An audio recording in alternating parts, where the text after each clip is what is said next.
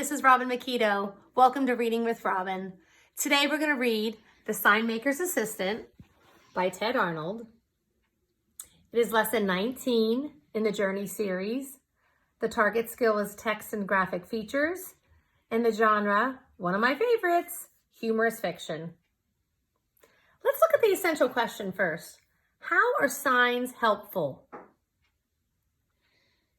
Think about that question as we read the story. Okay, we're going to get started. Everyone in town agreed.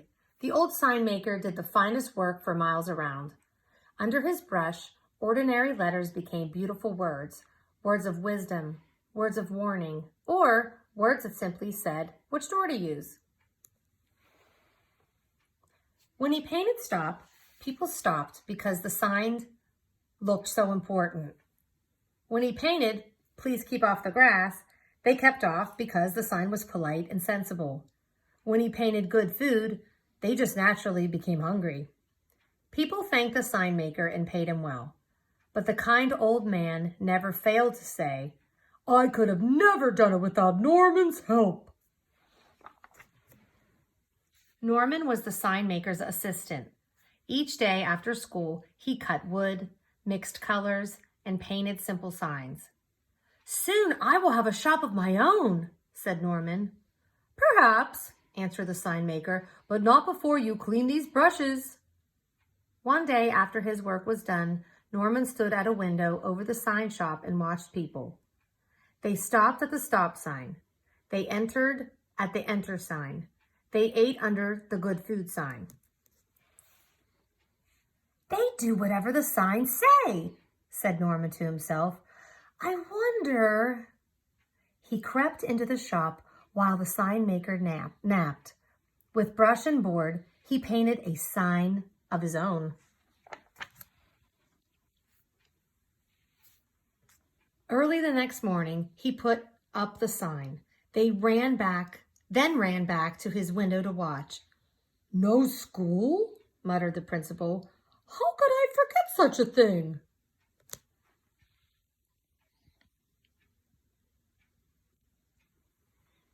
"No one informed me," said the teacher. "Hooray!" cheered the children, and everyone went home. "This is great," cried Norman. He looked around town for another idea. "Oh," he said at last, "there is something I have always wanted to do."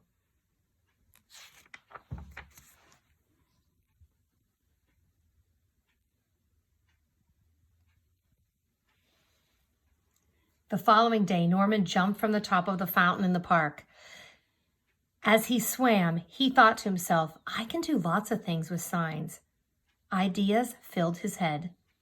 That afternoon, when Norman went to work, the sign maker said, "I must drive to the next town and paint a large sign on a storefront.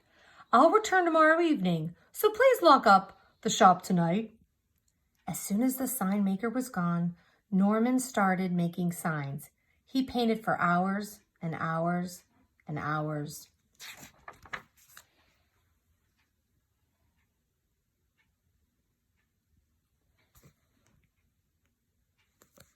In the morning, people discovered new signs all around town.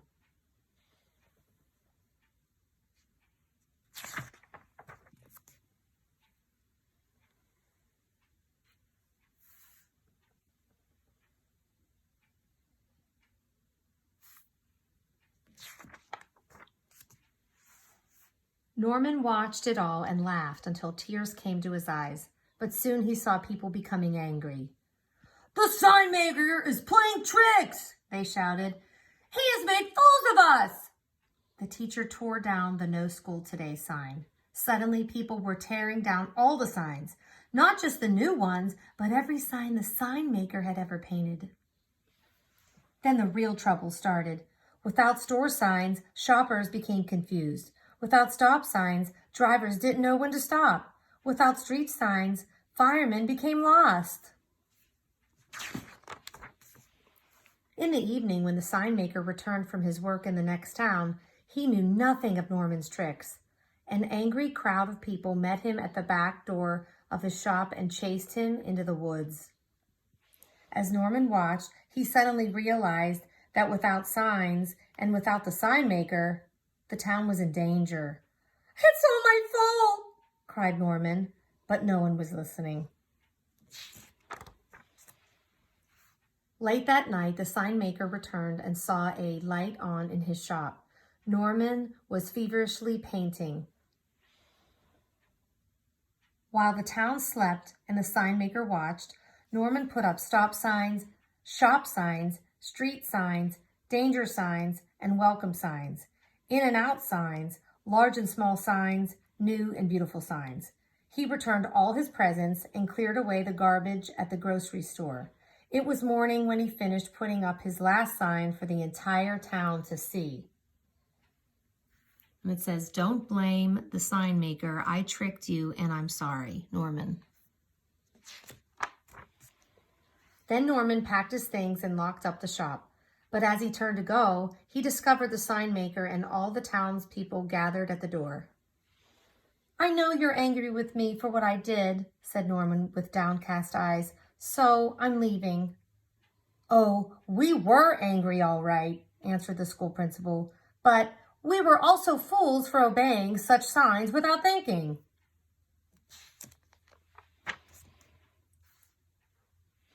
"You told us you are sorry," said the sign maker, "and you fixed your mistakes. So stay and work hard. One day this shop may be yours." "Perhaps," answered Norman, hugging the old man, "but not before I finish cleaning those brushes."